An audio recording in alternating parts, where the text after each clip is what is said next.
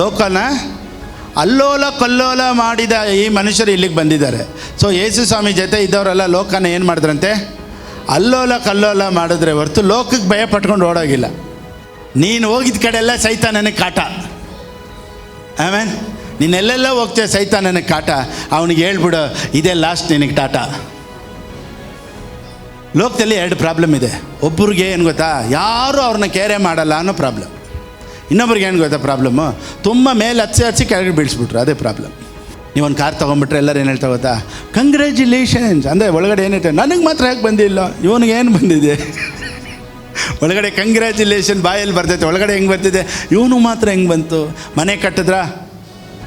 ಇವನಿಗೆಲ್ಲ ಬಂತು, ನಮಗೆ ಬಂದಿಲ್ಲ. ಸ್ವಲ್ಪ ಚೆನ್ನಾಗಾಗ್ಬಿಟ್ರ, ಯಾರು ತಲೆ ಮೇಲೆ ಕೈ ಇಟ್ಟರು? ನೋಡಿ, ಜನ ಹೆಂಗೆ ಬೇಕಾದರೂ ಮಾತಾಡ್ತಾನೆ ಇರ್ತಾರೆ. ನೀವು ಜನರಿಗಾಗಿ ಬಾಳಿದ್ರೆ ಈ ಲೋಕದಲ್ಲಿ ಬಾಳೋಕ್ಕೆ ಆಗಲ್ಲ.